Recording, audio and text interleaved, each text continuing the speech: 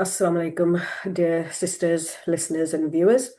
Today we will be speaking of, okay, Alhamdulillah, we all want children, we have children, but then we tend to lose ourselves in the whole business of having children.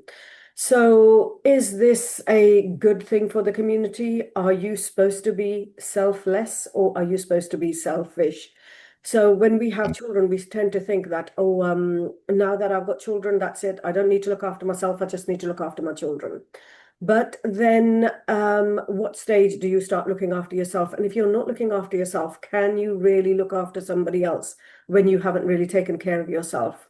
So let's get our sister Zahra to join us and see where we're going to go with this. Zahra, Yes, Assalamu alaikum everyone. Today's episode is really, really interesting and really, really thought-provoking because it's all about us women.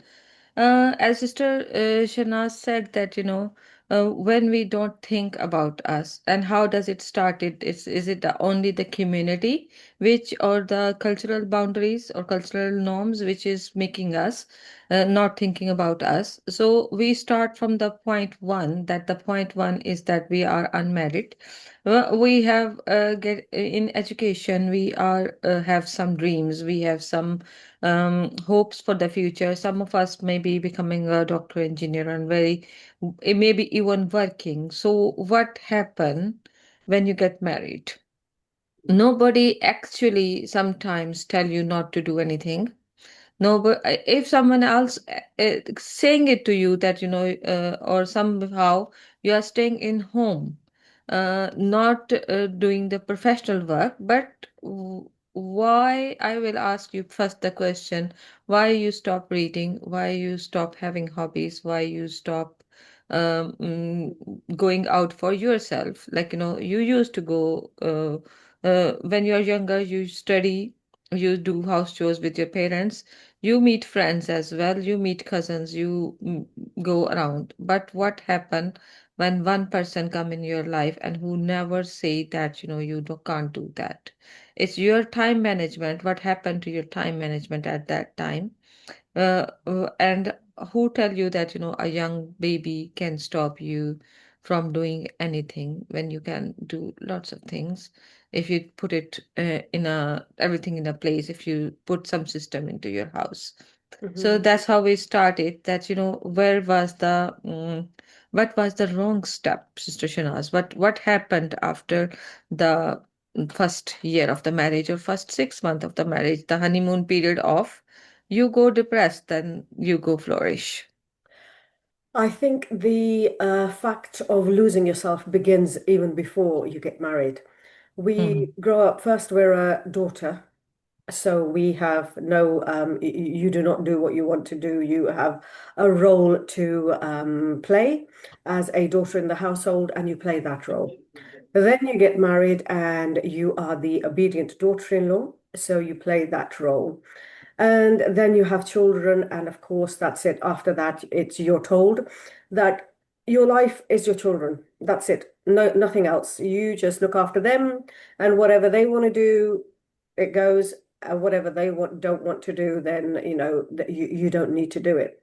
Now, as a person who's probably never worked, has never had an opinion, has never had a social life, has never done anything for themselves, this person will think, yes, it's true. I am just a mother, and I will just well, follow my children around and do as and what I need to do. Now, to be quite honest, that's fine. It's lovely being a mother. It's lovely running around your children. It's lovely to do things for them. That's great. But then don't forget they're going to grow up. They grow up and then they leave, and then you're left on your own. So when you're left on your own, then yeah, when you first have your children, there's a shift in responsibility. So you do have a huge responsibility on your shoulders. And of course, everybody wants to do that well. But don't forget, your first responsibility is to yourself. Who am I? Yeah. Where's life taking me? What do I like to do? Am I fulfilling my ambitions? And not just ambitions, but your daily, day-to-day social connections? Am I doing everything that I needed to be doing for myself first? Mm. And then you have this huge shift. You have children, you have to start running around them, and that's great. But the thing is, time goes past so quickly.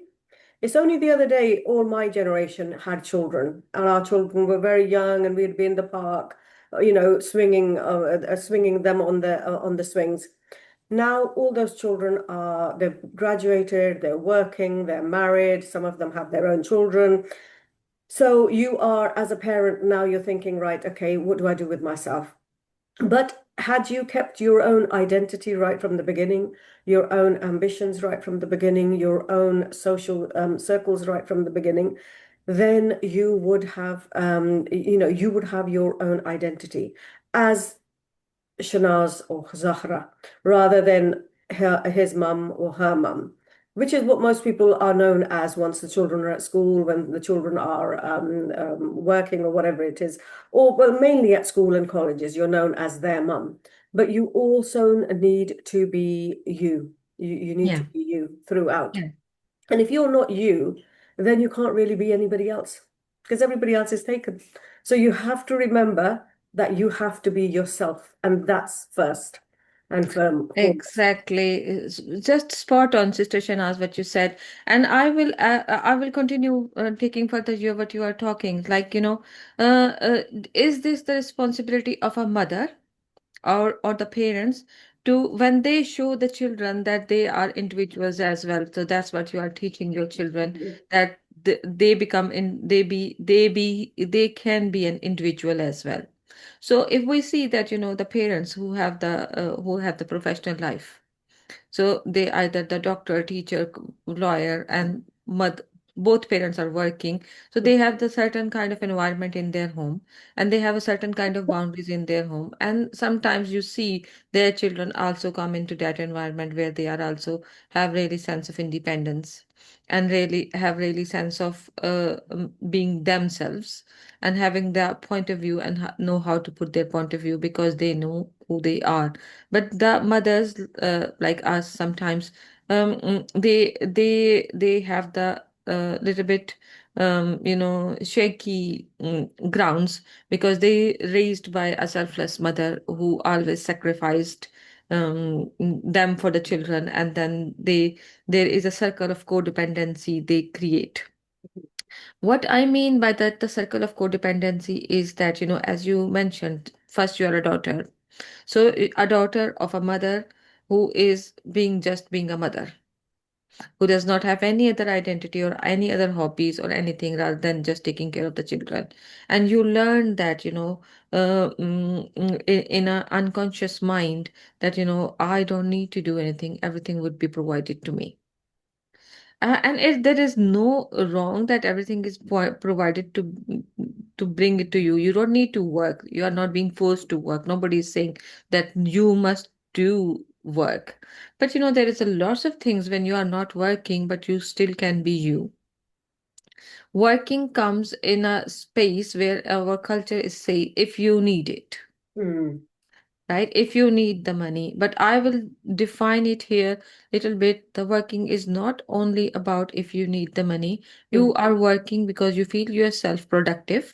And that productiveness is basically keep your mind busy to who you are, mhm, and that who you are will stay away from the stresses that you in a time, as you said, when you grown up, your children are also grown up, they go on to their own ways, and then you does not have any hobby. Number one, you does not develop yourself mentally by reading and by you are mentally stop thinking, stop reflecting, stop improving yourself at the age of 20 when you get married. mm, You never read a book after the college. You never watch a movie or TV in a critical point of view that what this program is trying to tell you. You watch it mindlessly. mhm, Every story, every film story have something in there to teach you. There are social issues. There are issues about the psychological background, the people are stressing, what is happening in the world. You listen, you every day you might be sitting with your husband and watching the political programs, but you don't try to understand them, right? Every day you are going in the shops, but you never notice that the inflation, that how hard it is to like where are the prices are going on. So this is not somebody is telling you not to do it. And I understand that in our community, a woman usually is snubbed to give the point of view around the social, political, or economical things, because they think you don't know anything, you don't see the world. But Mhm. who is stopping you see the world? There are books, there is TV, there is news, there is a whole lot of information available now online on internet, in your hand, on your phone. And this is the boundaries within you who have to stop. And then there is a really, I will say that the biggest gap come in within you. It's not only you stuck in a one space at the mind of 21 or 22-year age, of, I will say, the intellectually, because you haven't grown, you haven't read, you haven't developed yourself. You are stay really behind from your kids, Mhm. because they are growing, they are studying, they are reading, they are growing up intellectually. And when they come home, there is nothing they can talk with you. And then you say that, you don't talk to me, you only ask me how are you. But what they are going to talk to you? They don't see their mother doing anything, Mhm. and they think that our mom does. You don't talk anything other than the basics Or with your just telling us off. or the telling them off, right? Yeah. Like, if I ask you, the listeners, think about that, what 5 sentences you only speak in whole day. Have you eaten? Do you want food? Mm. What food you want to eat? Okay, you Yeah. don't want to eat the food, I will go in the kitchen and make something again. Mm. Where are you going? uh, yeah, what we don't know what they're studying, but we ask them what grades you are taking. Mm. We never discuss with their what are they struggling or not, or what new things they learn. Mm. So these are the things, and this is not the kids' fault. They can't talk with you. It's your fault. It's not your husband's fault. It's not your in-laws' fault. It's not your parents' fault. Mhm. This is who you stop doing anything at the after that, the first day of the marriage.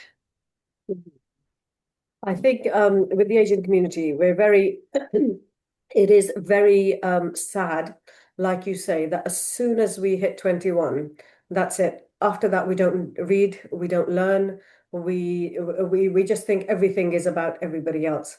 Now, reading is something that I think you should do lifelong. If Yeah, you of think course. every single day you should do at least 10, 20, 30 an hour of reading. Any book. It doesn't have to be a religious book. It doesn't have to be a fiction book. It doesn't have to be a biography. Whatever you want to read, you read it. Yeah. And that, I think that's a great fuel for your mind. It Mm. really opens your mind up. Now, the thing is, also with the concept you said, you spoke about working and then not having to work, which is lovely. If you don't have to work, it's wonderful. But there Mm. is such thing as voluntary work. And I Yeah. really would encourage our community to do that voluntary work because don't forget, when you're at home, it's the same set of questions, the same set of answers, the same people, the same conversation, and nothing really changes. And you don't Yeah. really learn anything. But once you're working with people who, and especially when you're doing voluntary work, because you're working with special type of people, and those people have a lot to give, and those people have a lot of wisdom, and those people have, they are selfless. So they will they will have had a lot that they have learned in their life and they've given a lot back to the community. Learning from them would be amazing. So when you are in a good position and you don't need to work, wonderful. You can still do something like volunteer at the Citizens Advice Bureau. That would be amazing because you will be helping people. You can volunteer with mother tongue and other places that need people with a different language who can also interpret and so on. So it's really important that you don't just think of, right, okay, I don't need to work, so I'm not going to work. Okay, you don't need to work, but you can still do something which will benefit you and it will also benefit society at large, which will give you a bigger picture in life and it will make you a different person because you will learn different things. So it's not just about, sitting at home and being comfortable at home because we feel if we're comfortable at home, that's it. We don't need to do anything else. And then the penny drops when the children leave and we've not improved ourselves, we've not taken ourselves further, our education is old, our skills are old, so all the things that would help us to move into a job or something, they're all old. That Yeah. people are moved on from there. So had you been in there, even if it's only once a week, and most voluntary positions are once a week, very, very important that we do keep, and it also takes you out of the house, you meet different people, and you learn to find yourself. Because where you've lost yourself, where you've just not done anything for yourself, but you've always been running around the children. But now that you're going to be in a position where you are going out and you are meeting different people from different walks of life, you might actually find your walk very, very quickly Yeah. because you're up against those people. And some things you just saw, it just clicks and connects. Exactly. That's perfectly said. And then I will say there is because if we specifically talk the people who lives in the Western countries, there is something far more difficult for the people who get married at the age of 18, 19. They come from a village setting or less flourished setting. They have the basic education there. Mhm. Their language skills are really poor. They come here and get married in a cousin Mhm. marriage or something, and then they being stuck in the home. One, because they are younger, or maybe the home setting for them. Mhm. Second is that there is language barrier and nobody push them at the as early as possible to go learn the language here because the language facilities are available, Mhm. but they are not being pushed and they are reluctant because if only they are being pushed only for one thing in the language, they learn the language not in 1 year, not in 2 year, maybe in the 5 year. But Mhm. after 20 years and living in this country, they still don't know the language. They still don't know, they still need someone to go with them to the GPs and everywhere. Because the language barrier, they are not able to learn driving. Mhm. They are more dependent onto that, and Us later on. as you suggested, that they haven't done any volunteer work as well. So they might be of the same age like you and me, or a bit younger, and they are more lost than anyone. Mm.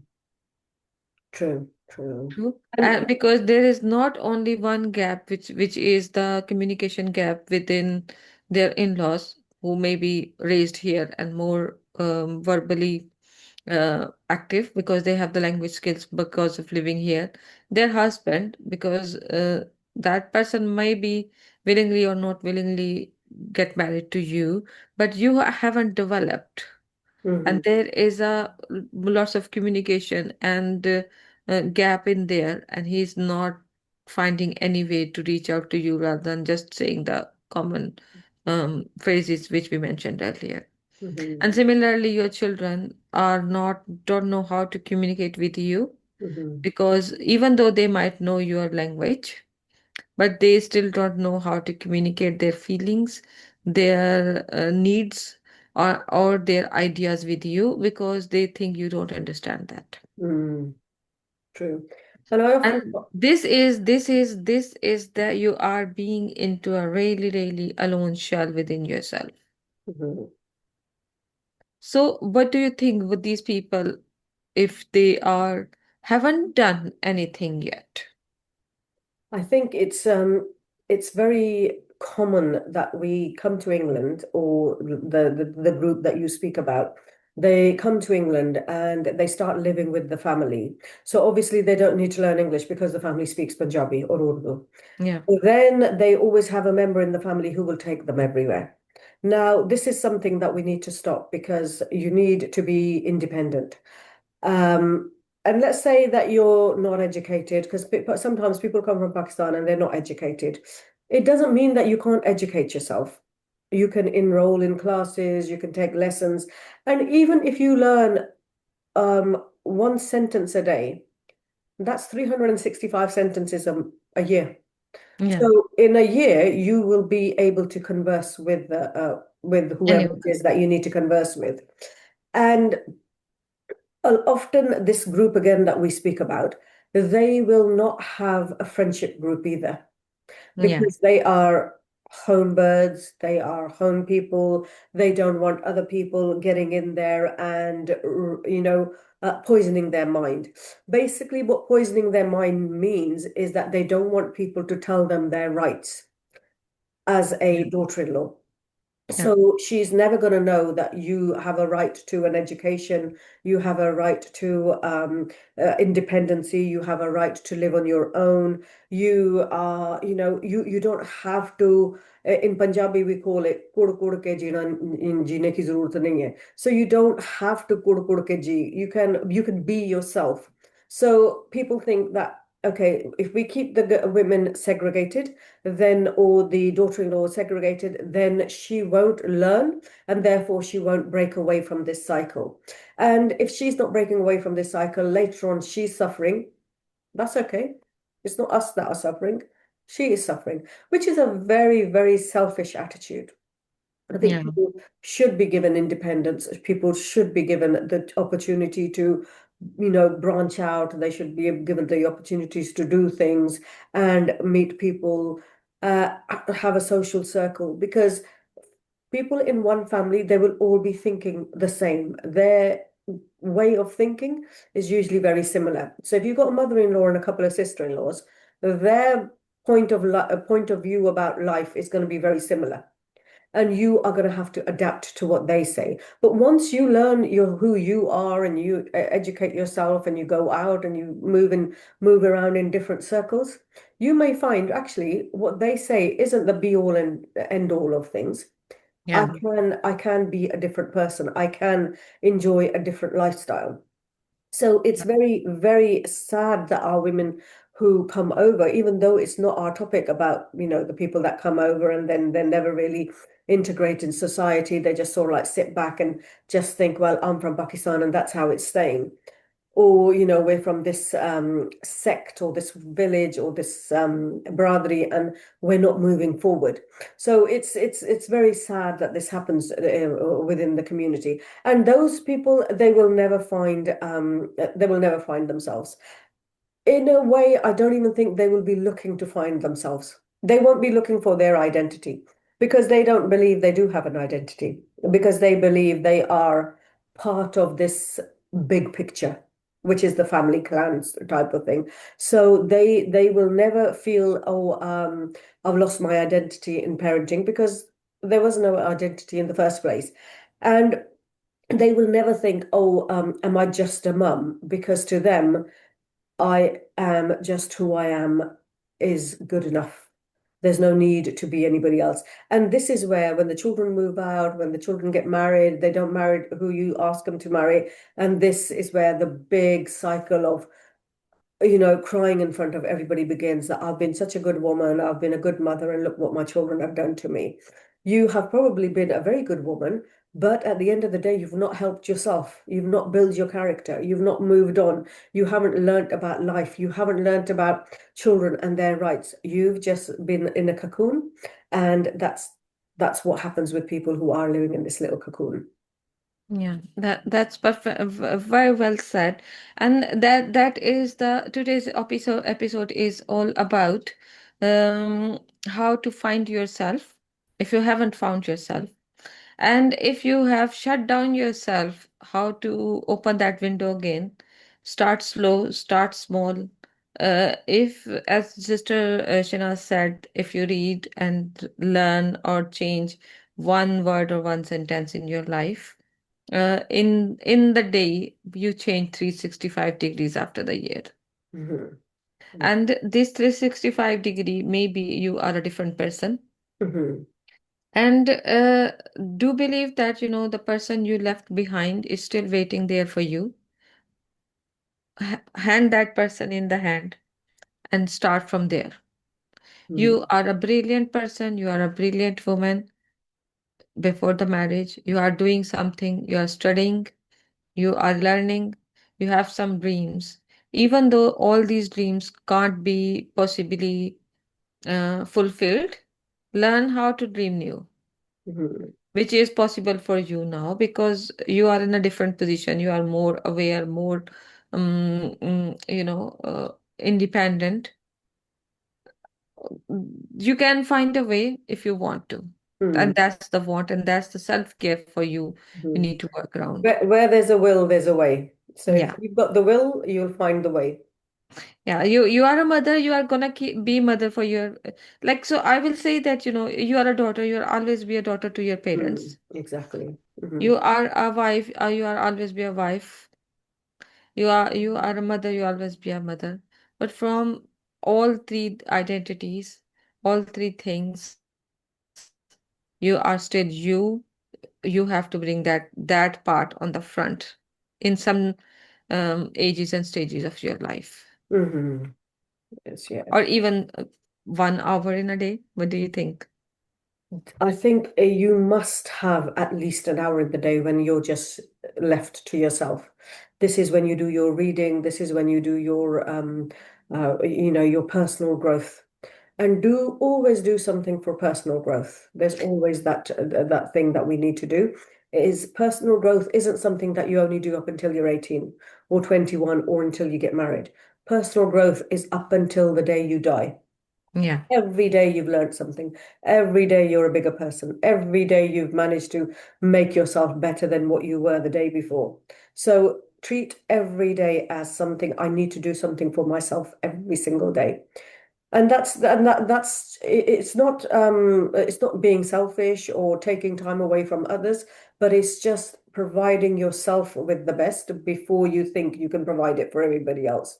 Yeah, or even though you are providing at everyone else, but just take a window, take a, breathing space for yourself.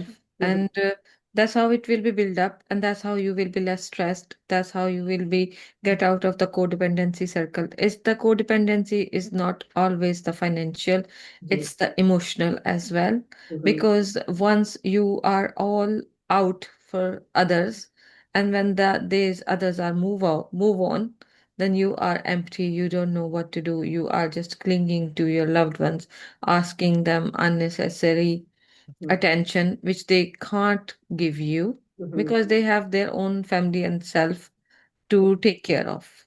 And Yes. you are asking them every day why you are not calling me, why you are not doing this to me, when Mhm. you are pretty capable. Like, I'm not saying that, you are vulnerable, you are old, you are not sick, right? So there would be a age where you really, really need a carer or someone, and your children who love you, Mhm. of course, care for you. But before that, just give them the space to grow and give some space to yourself to grow as well, independently. Inshallah. And And this is the last word for this yeah. And if episode. you need any help growing, if you need any help finding yourself, or what sort of things you can do, then obviously get in touch with us and we can sort of like find out how your personality works, how you have been, Yeah, where you are in life, and where if you need to be, or exactly. how it's going to come from you and nobody else. No one can make you Exactly. grow unless you want to grow. That's my Yeah, and if there is some procrastination or the some motivational breakouts for you there, just come to me that the therapeutic work is there for you. Just spend some money on, no, but like it's just the cost one suit of you, one Mm. dress you are going to make, or one uh, makeup product you are going to take. Just And the sacrifice that best and money have spent, a session. the best money spent is the money spent on your own self-growth. Exactly, Mm. exactly. Thank you very much for listening to us. Take care. Allah Hafiz. Jazakallah.